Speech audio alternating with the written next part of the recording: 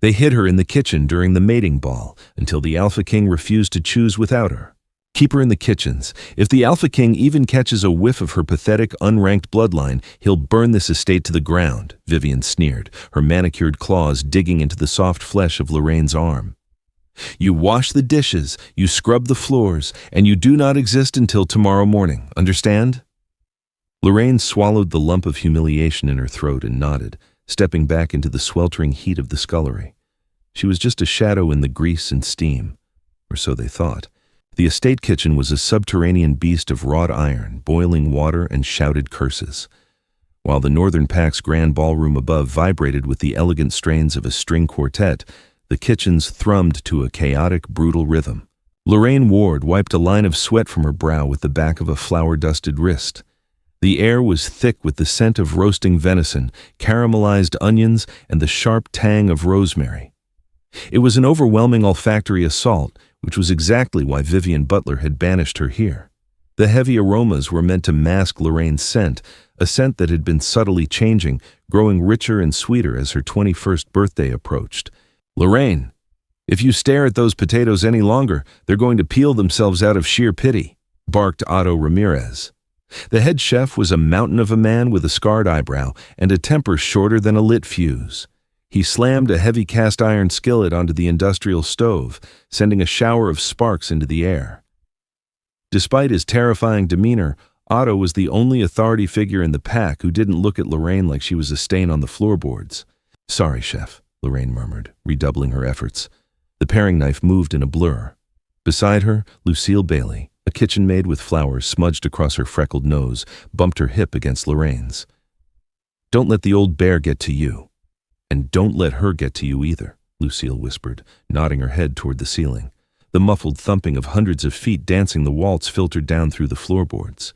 I'm fine, Lucille, Lorraine lied, staring at the curling potato peels. You should be up there, Lucille insisted fiercely, her voice dropping. It's the mating ball. The Alpha King is upstairs. It's every unmated female's right to attend. Not mine, Lorraine said, her voice devoid of emotion. Vivian made that very clear. My mother was an Omega. My father is unknown.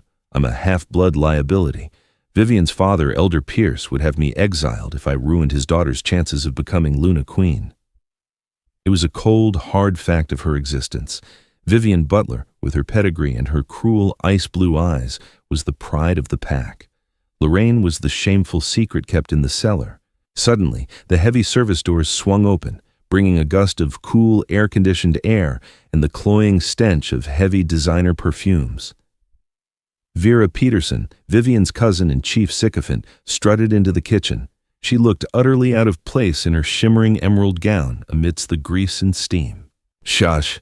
Chef Otto, Vera drawled, waving a hand in front of her nose as if the smell of fresh food offended her. Vivian requires another tray of the quail eggs, and ensure they aren't rubbery this time. The king is particular. Otto turned slowly, his eyes narrowing. The quail is perfect, Miss Peterson. It left my kitchen perfect. Just do it, Vera snapped. Her gaze drifted over to the sinks, landing on Lorraine. A nasty smirk curled her lips. Well, well, you look perfectly in your element, Lorraine. Do try to keep the dishwater out of the food, won't you? Lorraine didn't look up, her jaw clenching so hard her teeth ached. She felt her inner wolf, a creature that had remained painfully silent and dormant her entire life, give a sudden, restless stir in the back of her mind. It wasn't a growl of submission. It felt dangerously like defiance. Vera turned on her heel and vanished back through the double doors, leaving a toxic cloud of jasmine perfume in her wake. Ignore the harpy, Lucille whispered, passing Lorraine a fresh bowl of vegetables. I always do, Lorraine replied. But as she looked down at the knife in her hands, she couldn't shake the strange electric hum vibrating beneath her skin. Something was shifting in the air tonight. The kitchen, usually her sanctuary, suddenly felt like a cage. The grand ballroom was a masterpiece of crystal chandeliers and forced desperation. Alpha King Dylan Barnes stood near the head table, looking like a dark, thunderous storm cloud trapped inside a glass bottle. Dylan was a man carved from unforgiving granite. He possessed an aura so dense and commanding that weaker wolves physically lowered their heads when he walked past. Tonight, he was dressed in an impeccably tailored charcoal suit, but he wore it like armor. He hated these events. Mating balls were archaic political meat markets, but the council was breathing down his neck to produce an heir and stabilize the fractured northern territories. If one more woman accidentally drops her silk handkerchief near my boots, I am going to feed it to her, Dillon murmured, his voice a low, gravelly baritone. Beside him, Beta Norris Jenkins expertly balanced 2 glasses of bourbon, suppressing a smirk. Norris was sharp, observant, and possessed the rare ability to tolerate Dillon's lethal moods. "By patience, your grace," Norris said smoothly, handing Dillon a glass. "It's a numbers game. Statistically, your mate could be in this room, unless she got lost on the way to the punch bowl." Dillon took a sip, his amber eyes scanning the crowd with predatory detachment. "They all smell the same, Norris. Ambition, fear, and enough floral perfume to choke a bear." "Speaking of ambition," Norris muttered, nodding toward the grand staircase. Vivian Butler was descending. She was undeniably beautiful, wrapped in a crimson gown that left little to the imagination. She moved with the predatory grace of a seasoned huntress who had already claimed her prize. Flanking her were Elder Pierce Diaz, her father, and the eccentric Elder Mabel Reed, who was tapping her wooden cane against the marble with irritating irregularity. "Ah, the local champion," Dillon noted dryly. "Elder Pierce has been bending the council's ear for months," Norris warned softly. "He practically guarantees Vivian is your fated match. He says the moon goddess whispered it to him." "If the moon goddess spoke to Pierce Diaz, it was only to tell him he needs a breath mint," Dillon replied. Vivian approached, offering a flawless, practiced curtsy. "My king, we are deeply honored by your presence." Dillon gave a curt nod. "Miss Butler." He inhaled discreetly, testing her scent. It was roses and expensive musk, pleasant but empty. His inner wolf didn't even open an eye. There was no spark, no pull, no resonance. It was just another political transaction wrapped in red silk. As Vivian launched into a rehearsed monologue about pack loyalty, Dillon's attention drifted. His senses, honed to a razor's edge by years of warfare, expanded outward, filtering through the layers of noise, music, and perfume. He smelled the nervous sweat of the musicians, the cheap wax of the candles, the rich food being ferried through the service doors. And then he caught it. It was faint, almost completely buried under the stench of caramelized onions and heavy grease, but it sliced through Dillon's senses like a silver blade. Rainwater hitting hot pavement, crushed pine needles, and something sweet, like wild honeycomb. Dillon stopped breathing. His inner wolf, which had been sleeping like the dead for decades, suddenly slammed against the front of his mind, claws out, eyes wide. "Mate, are you feeling unwell, Your Majesty?" Vivian asked, her brow furrowing in perfectly feigned concern. She reached out, her hand brushing his sleeve. Dillon stepped back so fast Vivian stumbled slightly. His amber eyes, usually cold and detached, were suddenly blazing with a primal, terrifying gold fire. "Where's that coming from?" Dillon demanded, his voice dropping an octave, vibrating with an unnatural frequency that caused several nearby glasses to shatter on their trays. Norris immediately tensed, shifting into a defensive posture. "Where is what coming from, Dillon?" Dillon didn't answer. He turned his head, tracking the impossible scent. It was coming from the back of the hall, from the service corridors, from beneath them. Mabel Reed, the blind elder, stopped tapping her cane. A slow, chaotic smile spread across her wrinkled face. "Oh my," she cackled softly to herself. "The oven is finally hot enough." Down in the stifling heat of the kitchen, Lorraine was losing her grip. The strange, restless energy inside her was boiling over. Her hands were shaking so badly she had to put the knife down before she lost a finger. "Take this up to the staging area," Otto commanded, shoving a massive silver platter of roast duck into her hands. "Don't go into the ballroom. Just leave it on the prep tables by the service doors, and be quick about it." Lorraine nodded, grateful for the excuse to leave the claustrophobic kitchen. She pushed through the swinging doors, carrying the heavy platter down the dimly lit service hallway that led up to the ballroom's hidden prep area. As she reached the top of the ramp, the music from the ballroom became a deafening roar. She carefully set the silver platter down on a linen-covered table. She was about to turn back when she heard hushed, urgent voices coming from the shadows near the wine cellar door. "Must be tonight.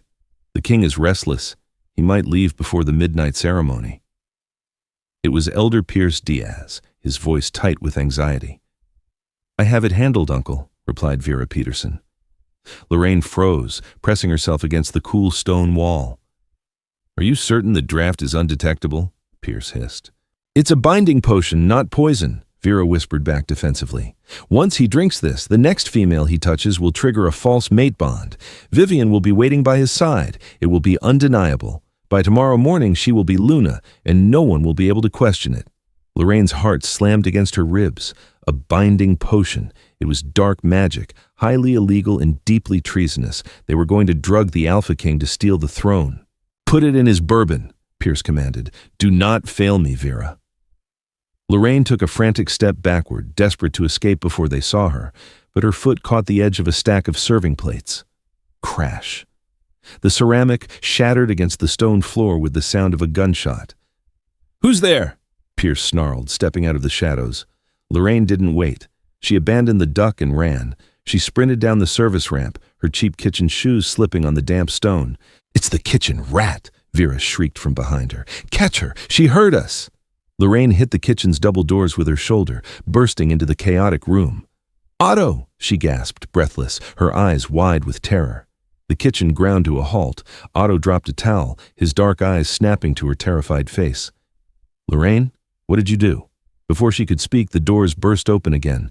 Pierce Diaz stormed in, followed closely by two burly pack enforcers.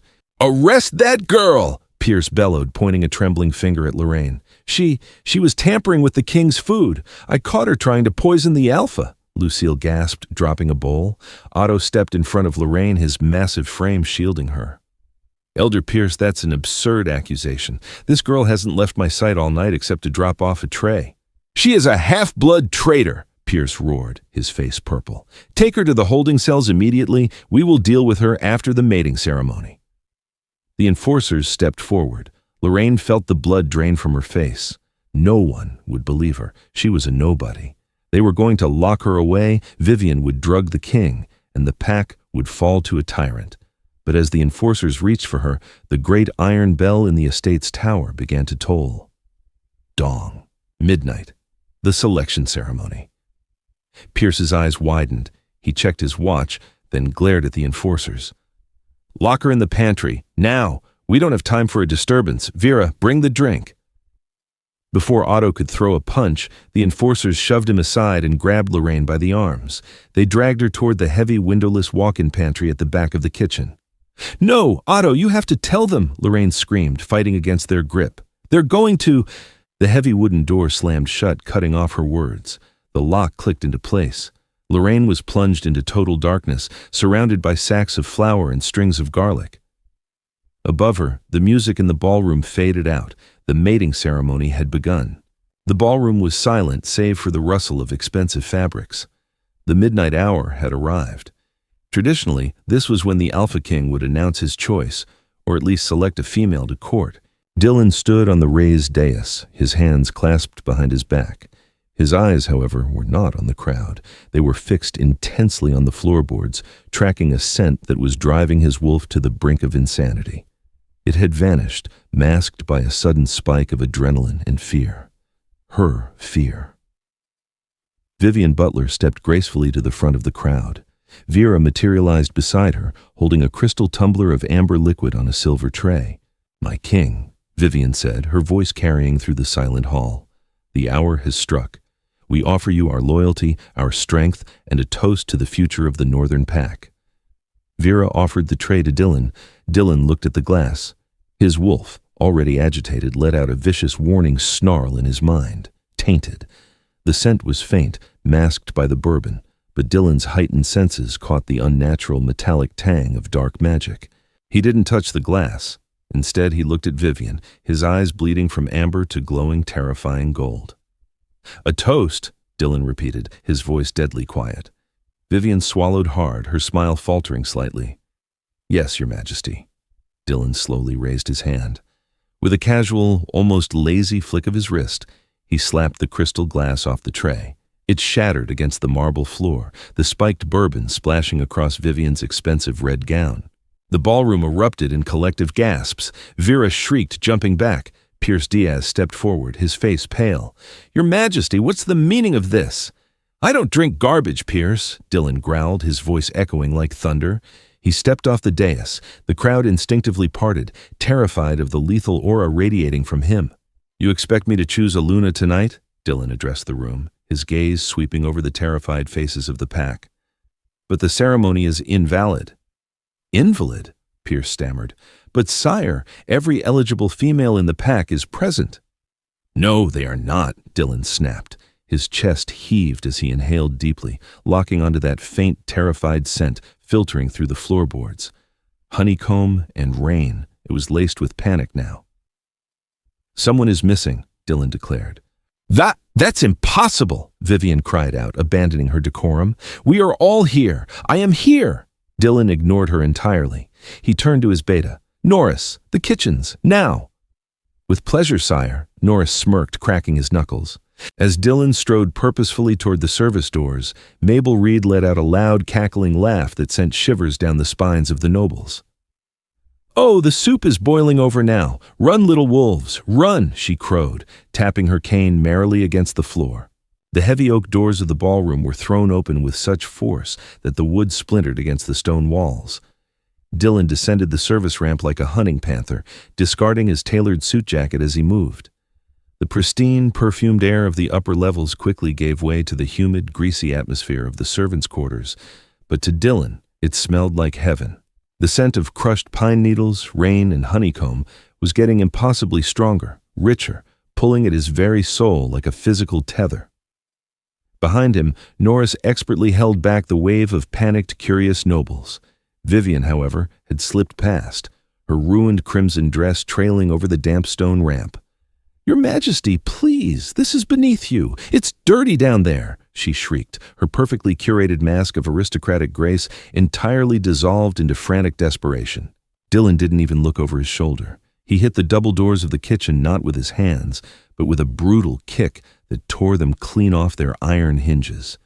They clattered to the tile floor with a deafening crash, sending a cloud of flour into the air. Inside, the chaotic symphony of the kitchen had completely stalled. Otto Ramirez, chest heaving, was gripping a wicked-looking meat cleaver in one massive hand. He was standing dead center in front of the heavy wooden pantry door, fiercely blocking two heavily armed pack enforcers who were trying to push past him.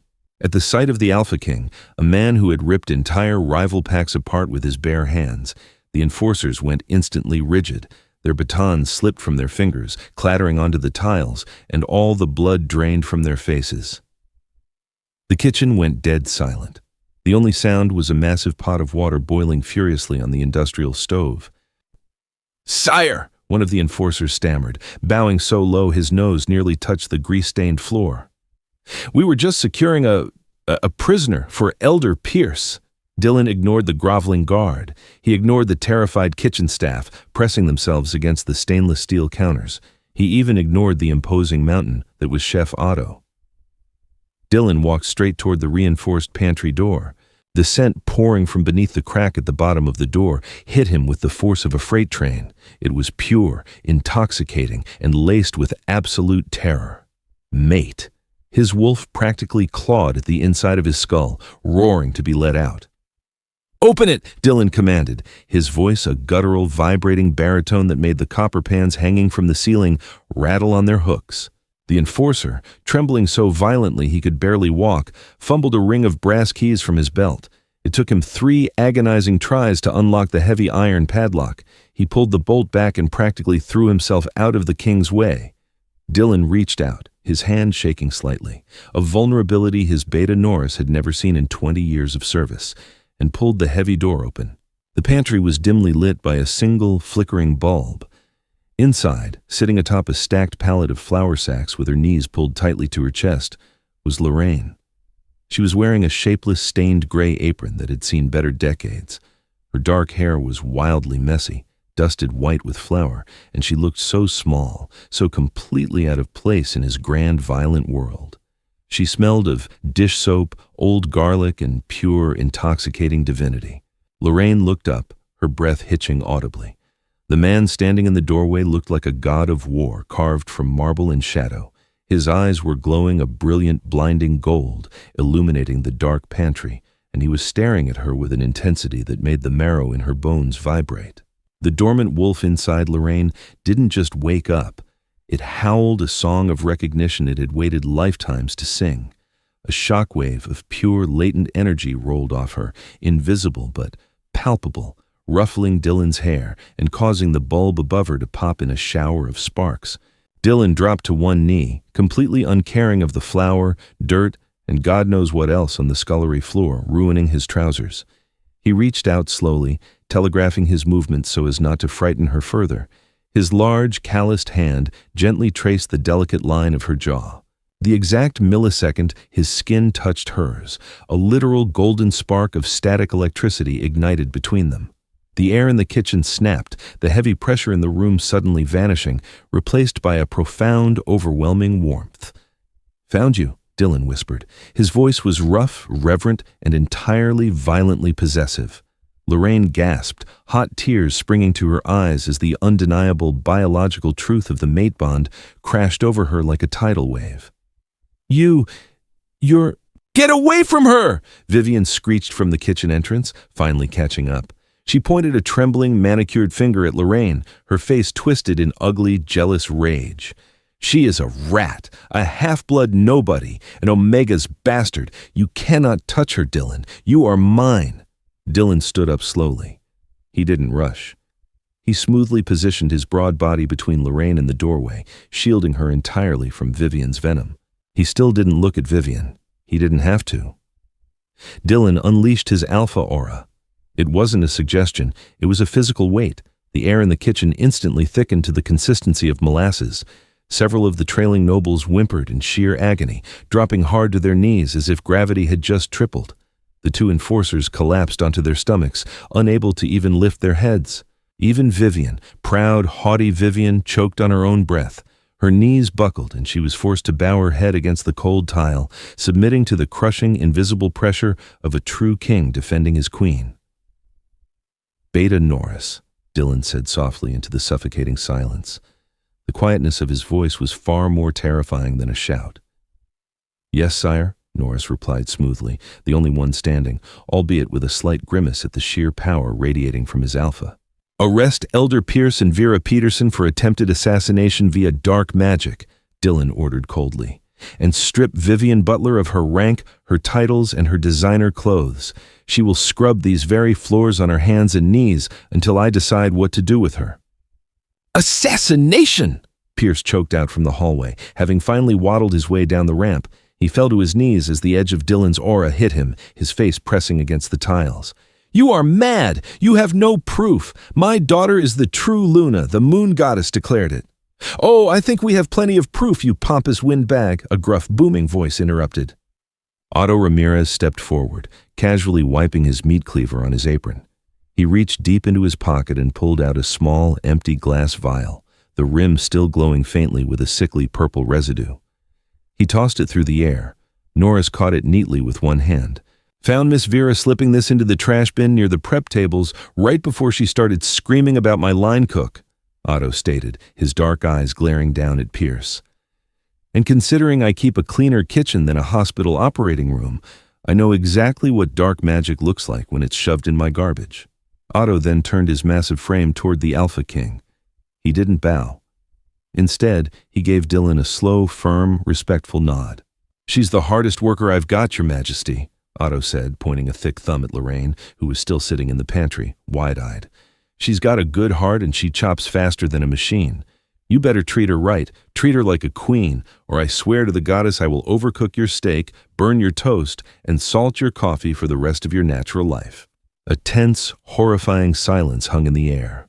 The nobles held their collective breath, fully expecting the Alpha King to rip the chef's head off for such blatant disrespect. Instead, a sudden, shocked bark of laughter erupted from Dylan's chest.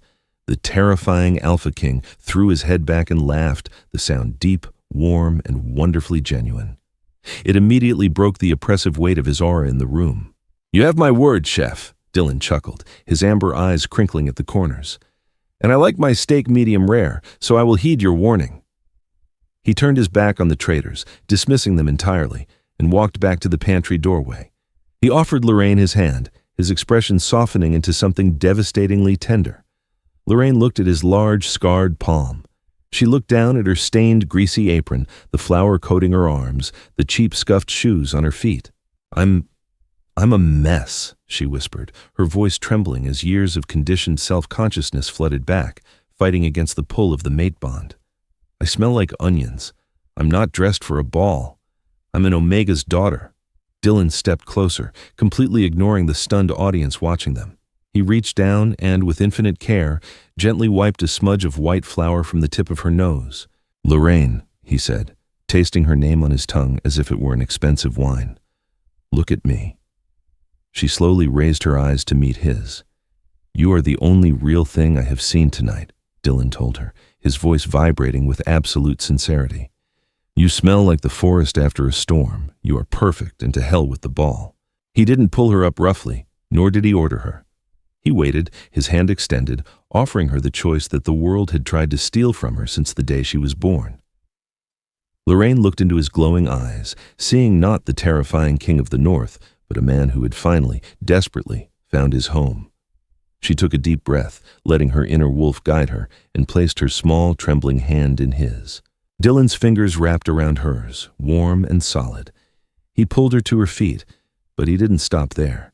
He pulled her flush against his solid chest, wrapping his arms around her waist and brought his lips down on hers. The kiss was an absolute collision of souls. It was a fiery, desperate claiming that sent a visible wave of golden warmth radiating outward, chasing away the chill of the cellar. The pack bond, the magical, ethereal tether that connected every wolf in the territory, violently shifted. It snapped into a new alignment, singing with joy, universally acknowledging the true rightful queen. From the floor, Vivian let out a broken, pathetic sob as Norris firmly grabbed her father by the collar, dragging him away. But Vivian's cries were drowned out by Lucille, who stood on a milk crate at the back of the kitchen, cheering at the top of her lungs and banging a wooden spoon triumphantly against a large copper pot. Dylan slowly broke the kiss, his breathing ragged. He rested his forehead against Lorraine's, keeping her safely tucked against his chest. "Let's get out of here," he murmured into her hair. "I believe I owe you a dance, and perhaps a meal that doesn't involve peeling potatoes." Lorraine smiled. It started small, then bloomed into a real, radiant smile that completely transformed her face, wiping away years of sorrow in an instant. "Only if Otto cooks it," she whispered back. "Deal," the king promised. Without breaking eye contact with her, Dylan swept Lorraine up into his arms, carrying her effortlessly. He carried her out of the ruined pantry, out of the chaotic kitchen, and strode confidently up the service ramp. He left the grease, the shadows, the cruelty, and the remnants of Vivian's broken pride behind them forever. Lorraine had been hidden in the dark, meant to be forgotten, but the king had dragged her into the light, right to the throne where she belonged. And so, the kitchen maid trades her apron for a crown. Lorraine's journey reminds us that the world might try to lock us in a dark pantry, cover us in flour, and tell us we belong among the scraps. But a wolf's true nature, our true spirit, cannot be washed away by dishwater or masked by the heavy perfumes of those who envy us. Like Dylan tracking a scent of pine and honeycomb through a sea of artificial roses, destiny has a funny way of sniffing out authenticity. You might not be waiting for an alpha king to kick down your door, but you are the ruler of your own narrative. If you've ever felt pushed into the shadows or underestimated by the Vivians of the world, let this story be your spark. If you felt the heat of the scullery and the electricity of the alpha's claim, please like, share, and subscribe. Share this with someone who needs to hear that their crown is waiting, even if their hands are currently covered in grease. Keep your head high, trust your instincts, and never let them extinguish your fire. See you in the next chapter.